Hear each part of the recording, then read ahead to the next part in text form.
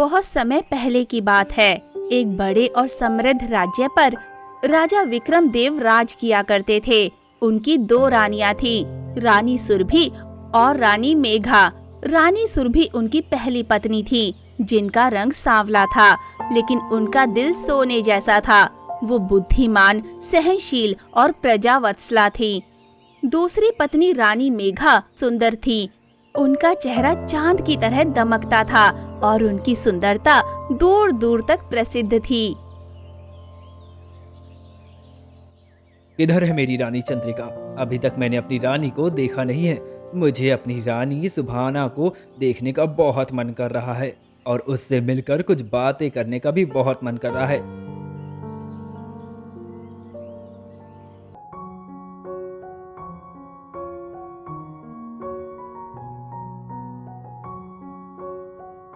महाराज, आप इस वक्त मेरे कक्ष में क्यों आए हैं? क्या आप जानते नहीं हैं, इस वक्त मेरे आराम करने का समय है और मैं अपने कक्ष में आराम कर रही थी। फिर आप मुझे क्यों आवाज देने लगे और मुझे परेशान करने के लिए मेरे कमरे में क्यों आ गए? माफ करना मेरी सबसे प्यारी रानी सुभरना, लेकिन मैं क्या करूं, मुझे इंतजार नहीं हो रहा था। मैं तुम्हारे लिए बहुत दूर से एक बहुत बड़ा तोहफा लेकर आया हूं, जिसे देखकर तुम बहुत खुश हो जाओगी, और उस तोहफे को देने के लिए मैं यहाँ चला आया। मुझे इंतजार नहीं हुआ।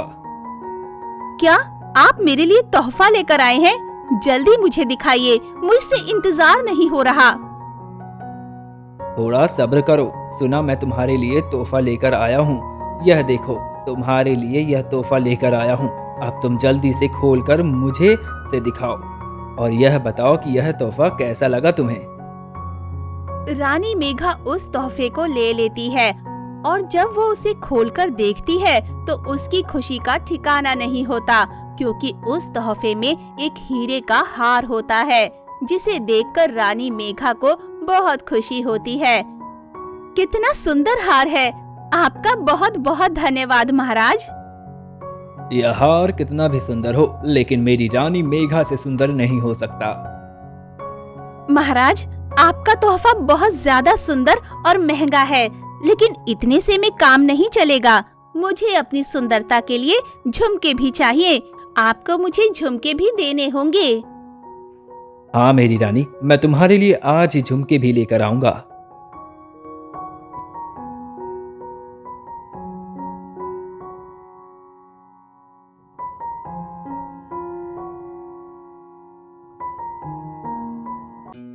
बड़ी रानी अच्छी तरह से जानती है कि इस वक्त महाराज मेरे साथ हैं। इसके बावजूद बड़ी रानी यहाँ पर आ गई।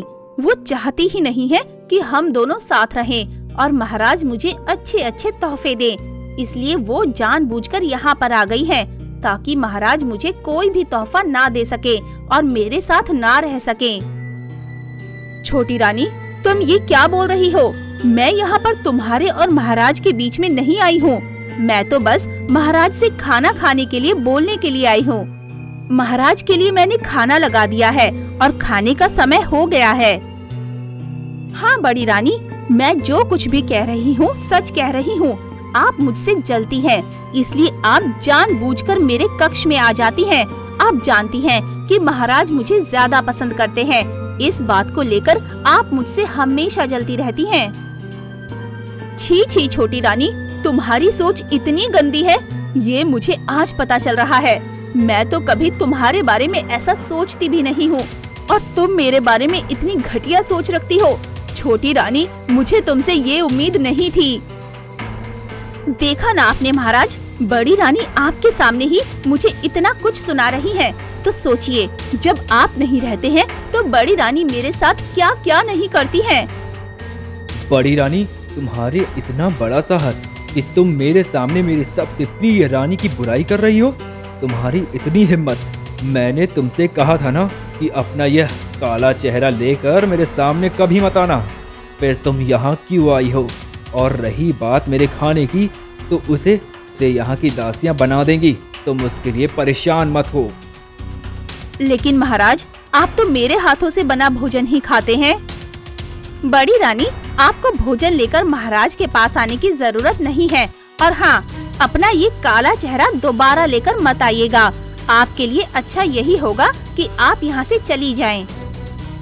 इस तरह की बातें सुनकर रानी बहुत ही उदास हो जाती है और रोते हुए वहाँ से चली जाती है।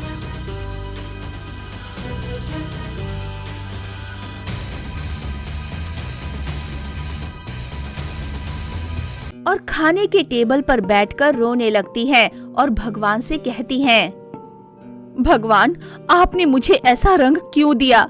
मेरी ऐसी हालत क्यों कर दी? मेरे ऐसे रंग की वजह से मैं रानी होते हुए भी भिखारी जैसी रहती हूँ। बड़ी रानी को रोता हुआ देखकर वहाँ पर एक दासी आती है और बड़ी रानी से कहती है, क्या हुआ बड़ी रानी, आप इस तरह से क्यों रो रही हैं? आखिर बात क्या है जो आप इस तरह रो रही हैं? हो सके तो मुझे बताइए, आपका मन हल्का हो जाएगा। क्या होगा दासी, तुम तो जानती ही हो, जो रोज होता है वही आज भी हुआ।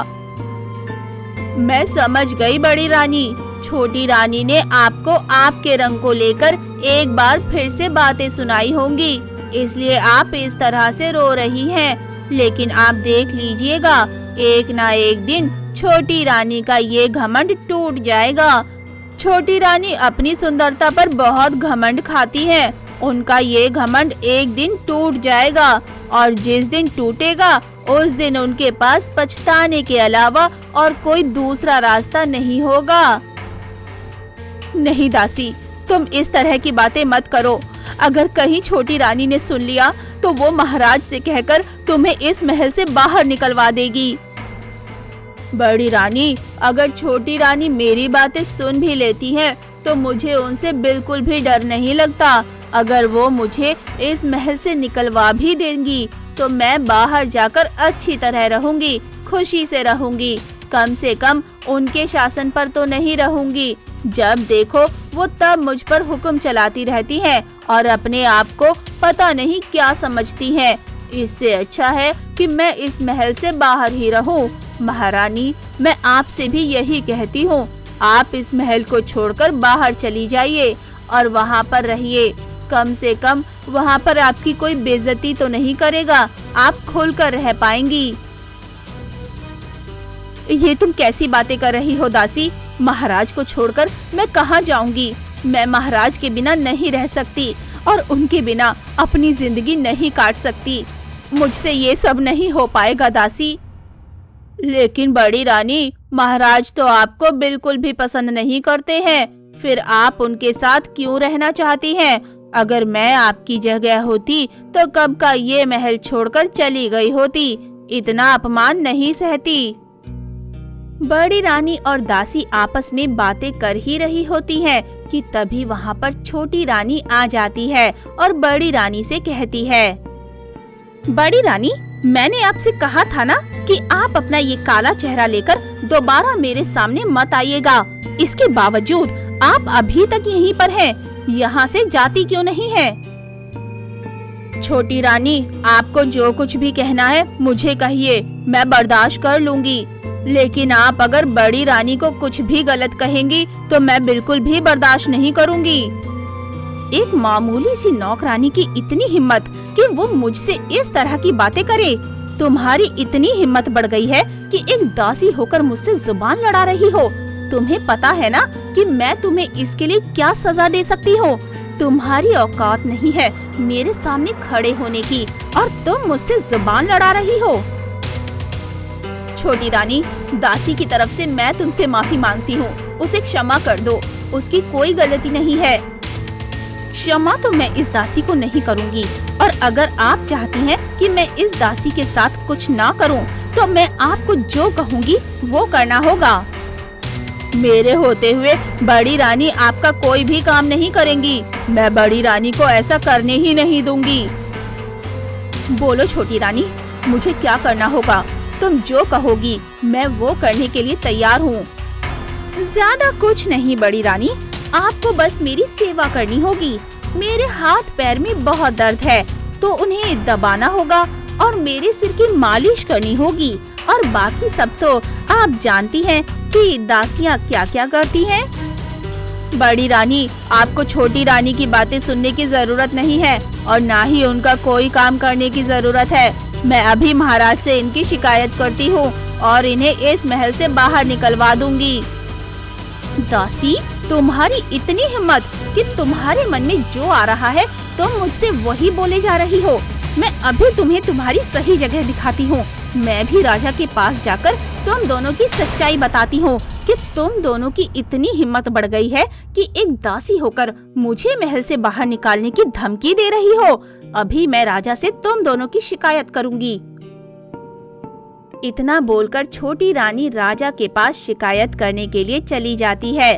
बड़ी रानी और दासी भी छोटी रानी के पीछे पीछे जाती हैं और राजा के कक्ष में पहुंच जाती हैं। रानी को आता देख राजा छोटी रानी से कहते हैं, क्या हुआ सुवर्णा, इतनी घबराहट में मेरे कक्ष में क्यों आई हो? क्या कोई बड़ी बात है? महाराज, बड़ी रानी और दासी ने मिलकर मेरा बहुत अपमान किया है। इतना ही नहीं, इस दासी की इतनी हिम्मत बढ़ गई है कि इसने मुझे धमकी दी कि ये मुझे महल से बाहर निकलवा देगी। नहीं महाराज, छोटी रानी की बात मत सुनिए। वो एक नंबर की झूठी है। वो झूठ बोल रही है। उल्टा उन्होंने ही बड़ी रानी का अपमान किया है। महाराज, अब आप ही बताइए, आपको किस पर भरोसा है? आपको भरोसा अपनी विशेष रानी पर है या फिर इन दोनों पर? मैं तुम पर भरोसा करता हूँ और मुझे तुम पर ही भरोसा है। बड़ी रानी, मैंने तुमसे कहा था ना कि अपना ये चेहरा हमें दोबारा मत दिखाना। और दासी, तुम्हारी इतनी बड़ी हिम्मत कि तुम मेरी रानी की बुराई कर रही हो। रुकिए महाराज, इसमें दासी की कोई भी गलती नहीं है। जो कुछ भी हुआ है मेरी वजह से हुआ है। मेरे रूप की वजह से ना आप मुझे पसंद करते हैं और ना ही छोटी रानी मुझे पसंद करती हैं और ना ही आप दोनों चाहते हैं कि मैं यहाँ रहूँ। अगर मेरी वजह से आप दोनों को तकलीफ होती है तो मैं यहाँ से चली जाऊंगी। आपको परेशान होने की कोई जरूरत नहीं है।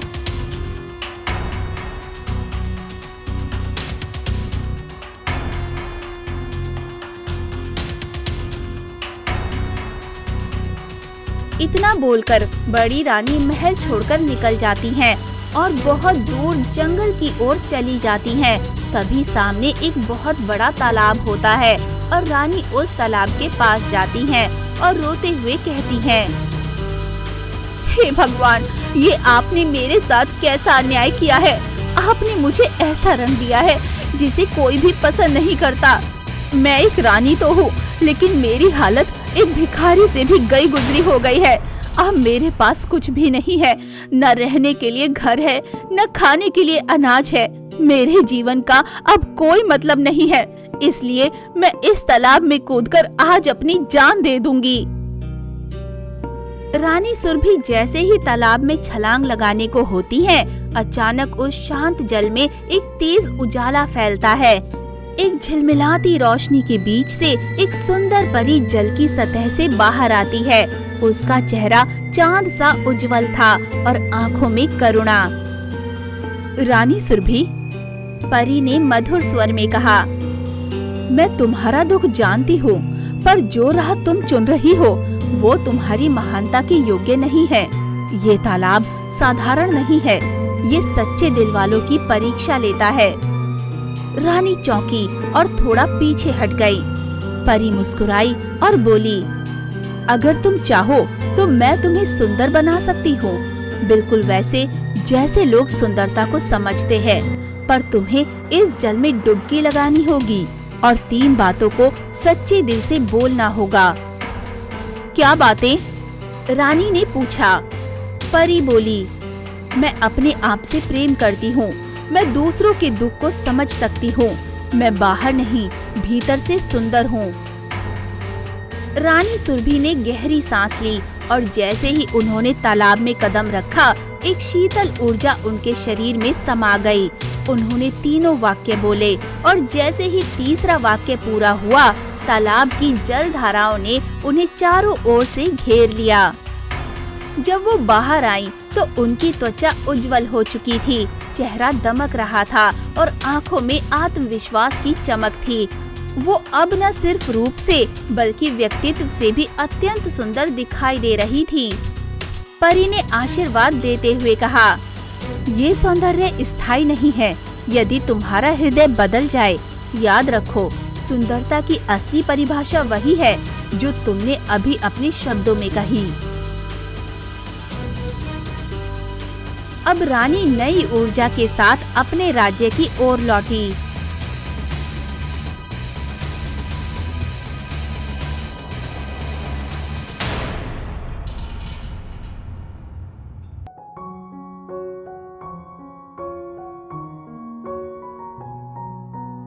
यह मैं क्या देख रहा हूँ? क्या तुम मेरी बड़ी रानी सुरभि हो? हाँ महाराज, मैं आपकी रानी सुरभि ही हूँ। यह क्या बड़ी रानी, तुम्हारा रंग इतना बदल कैसे गया? इतनी सुंदर कैसे लगने लगी? मुझे तो पता ही नहीं था तुम्हारी अंदर भी इतनी सुंदरता है। मुझे माफ कर दो रानी, अगर मेरी वजह से तुम्हें कभी भी ठेस पहुंची होगी तो। बड़ी रानी, तुम नहीं जानती, जब तुम यहाँ नहीं थी तो मैंने तुम्हें कितना ढूंढा और मैंने तुम्हें ढूंढने की कितनी सारी कोशिशें की। मैं तुम्हारे बिना नहीं रह सकता। जब तुम यहाँ नहीं थी तो मुझे एहसास हुआ कि तुम्हारे बिना मैं यहाँ बिल्कुल भी नहीं रह सकता। तुम्हारा रंग गोरा हो या काला, तुम सुंदर हो या नहीं सुंदर हो, मुझे उससे कोई फर्क नहीं पड़ता। तुम मेरी सबसे प्रिय रानी हो, मैं तुम्हारे बिना नहीं रह सकता। रानी, रानी मुझसे वादा करो कि आज के बाद तुम मुझे कभी छोड़कर नहीं जाओगी। महाराज की आवाज सुनकर छोटी रानी तुरंत वहाँ पर आ जाती है और वो बड़ी रानी की सुंदरता को देखकर हैरान रह जाती है और बड़ी रानी से कहती है, बड़ी रानी, आप कितनी सुंदर लग रही हैं। ये कैसे संभव हो सकता है? आप तो मुझसे भी ज्यादा सुंदर लग रही हैं। मुझे बिल्कुल भी भरोसा नहीं हो रहा है। छोटी रानी, तुम कल भी मुझसे बहुत ज्यादा सुंदर थी और आज भी तुम मुझसे कहीं ज्यादा सुंदर हो। मैं तुम्हारी बराबरी कभी नहीं कर सकती। बड़ी रानी इतनी सुंदर कैसे हो गई? आखिर इनकी खूबसूरती का राज क्या है? मुझे जानना ही होगा और मैं ये सब जानकर ही रहूंगी।